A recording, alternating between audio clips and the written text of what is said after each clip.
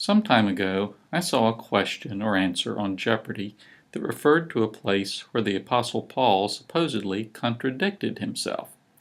Galatians 6:2 says, "Bear one another's burdens, and so fulfill the law of Christ." But just a few verses later, in verse 5, he says, "For each one will have to bear his own burden." Now, as Bible-believing Christians, we know those don't contradict one another, but they do apply to our topic in this lesson, which is cooperative learning. This is the third of the three elements which Marzano lists as part of the overall topic of creating the environment for learning, the other two being setting objectives and providing feedback, and reinforcing effort and providing recognition.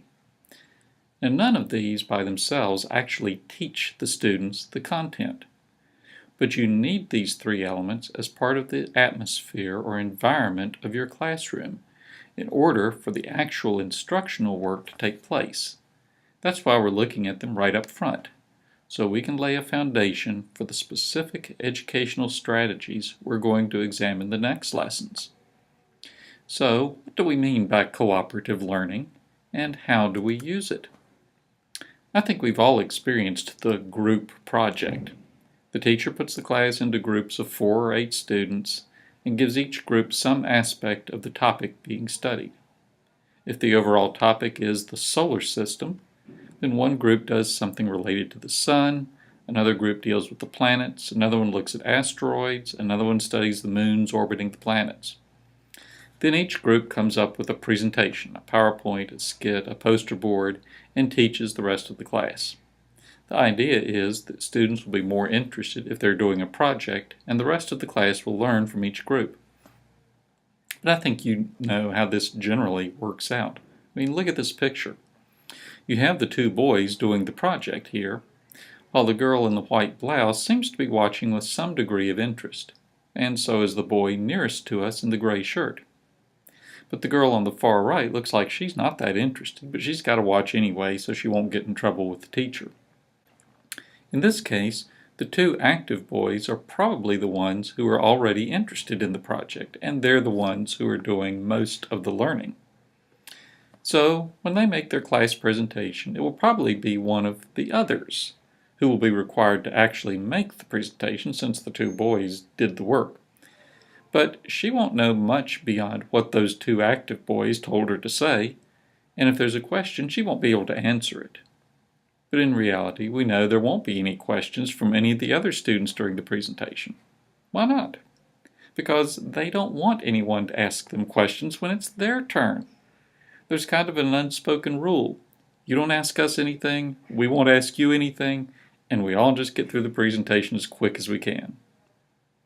So how much do the students in the other groups learn from this group? Not much.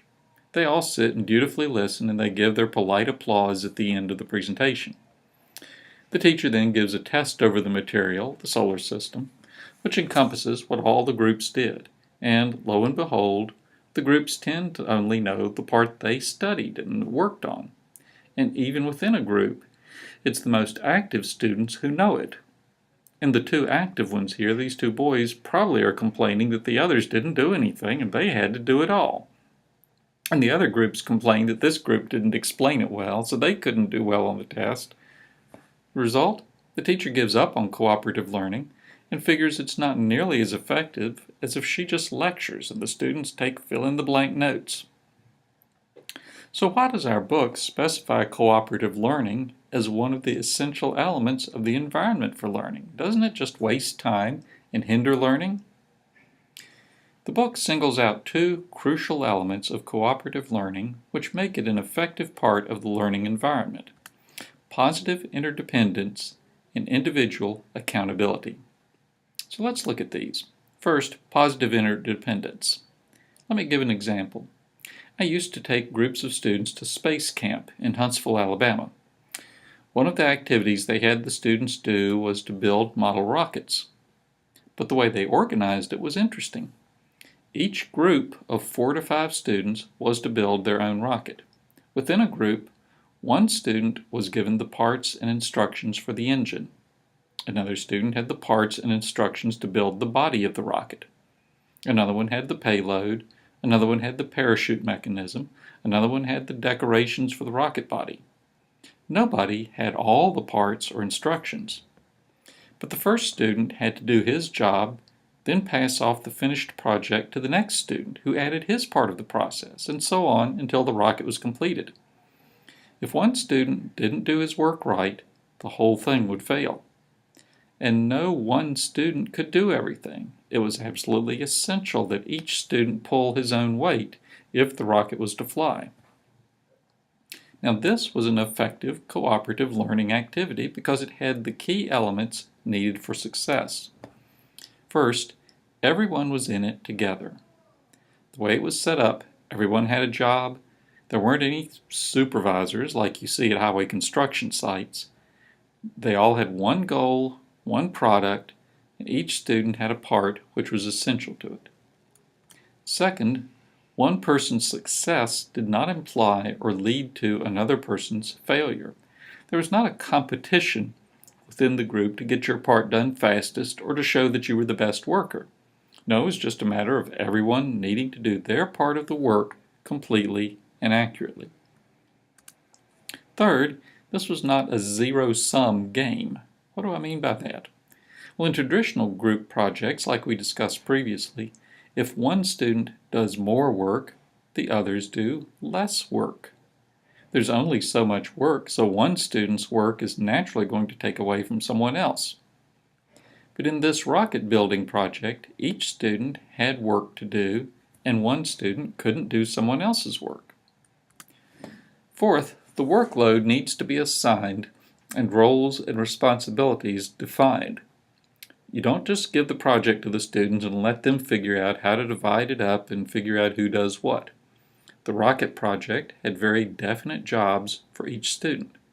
Now, they might decide who would be better at which job, but still, each student had very specific responsibilities, and the job was divided up so no one student had a disproportionate amount of work.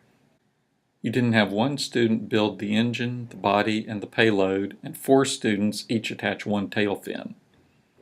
So when you assign a cooperative learning project, define the tasks so each one is generally the same amount of work as the others. And then assign or have the students assign specific students to those specific responsibilities. The idea is that the whole thing only works if everyone does their part. So that's positive interdependence. Each student depends on each other student for success. Individual accountability is the second piece of the puzzle. Now, back to the model rocket project, if any one student didn't do his part, then the rocket wouldn't fly correctly or at all. And a failure could be traced back to the individual involved. Was it an engine problem? Well, who put the engine together? Was there a guidance problem? Who put on the tail fins? Did the parachute not work? Well, who was supposed to do the parachute?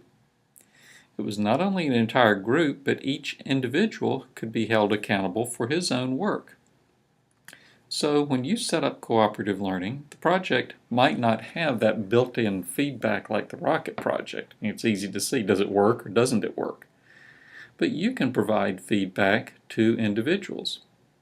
If one person was to research the asteroid belt and the finished report had little to no information on the asteroid belt, then that student is held responsible. If the report shows very well researched work on the moons, then that student will be recognized for his work. And during the project, the teacher can give individual feedback while they're working to help guide the process along. Another difference with the rocket project is that you want each member of the group to learn all the material of the group. And with the rocket project, you could have the first person explain to the others how he assembled the engine, the next one explain how he assembled the rocket body, and so on. But the idea is you want the members of the group to help the rest of his group understand his part of the work.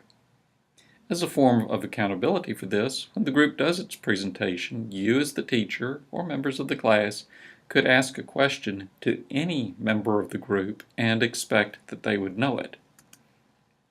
So that brings me back to the Jeopardy question from the beginning of this video. When the Apostle Paul said that we should bear one another's burdens, and then said each one shall bear his own burden, he wasn't contradicting himself. Rather, the point is that there is coming a final day of judgment when we will each individually stand before the Lord and give account of his own deeds. We won't be able to pass off the process to a friend or have our parents answer for us. However, in this life, to get us ready for that last judgment, we are to bear one another's burdens, to help, support, encourage, and comfort one another. This is how we build one another up for the day when we will stand in judgment. Likewise, in the classroom, regarding cooperative learning, it is an opportunity for students to bear one another's burdens or to help and support each other in their learning. But the time is coming for the students when they have to bear their own burden, when there is individual accountability for their work in progress. We need to have both group work and individual accountability. So why is cooperative learning important? So important that Marzano includes it as one of the 3 elements of creating an environment for learning. First, because there is value in social interaction for learning. And this is a thoroughly biblical concept. God himself is a social being, 3 persons in the Godhead from all eternity. And so he made man a social being. Notice in Genesis 1, God regularly says, it was good, it was good, it was good. And then there's a time when God says, it's not good. And what wasn't good? It wasn't good for man to be alone. And so throughout the Bible, God places man in community, not isolated individuals. This also involves teaching and learning. Consider Ephesians 5:19, where Paul says that we use psalms, hymns, and spiritual songs to teach one another. We don't just study the Word of God by ourselves. We interact with the covenant people of God in the church as we learn Scripture. And this is true of so-called secular learning, that is, learning that's outside the Bible as well. No one learns on his own. At the very least, he would have books or the internet which were written by other people. But he learns from his parents and from his teachers as well, and this all takes place in the context of others, fellow students, family members, and so on. You see, being with and working with others allows students to reflect on their learning with others. It always helps us if we can bounce our ideas off each other. One student might say, I think I need to mix this chemical with water to get the right concentration. Another student may say, yeah or no, you ought to do this. In English class, a student might say, in the book, I thought President Jack Ryan was too hasty in sending bombers to take out the Shah. And another student might correct them or might answer more on that. Students learn from one another when they can get feedback from each other. Also, just the opportunity to explain something to others helps to learn it. Verbalizing a concept helps cement it in our minds much more than just hearing it or reading. Finally, when students engage properly in cooperative learning, it increases their motivation. When the work is set up right, each student realizes that he or she is necessary for the work to go well. Other students are depending on him, so he's more motivated to work well, so he won't let them down. Again, let's use a sports analogy. If those linemen, that is in this picture numbers 61, 68, and 43, if they're not doing their job of blocking, the running back, number 3, won't be able to gain yardage, no matter how talented he is by himself. If number 68 misses his blocking assignment, number 3 is tackled for a loss as a result, number 68 is going to be more motivated next time to do what he's supposed to do. Same thing with good group assignments. Each student is going to be more motivated to do his work well since others are depending on him. So, positive interdependence and individual accountability are 2 important keys for successful cooperative learning. In the next video, we're going to look at some specific strategies we can use for cooperative learning.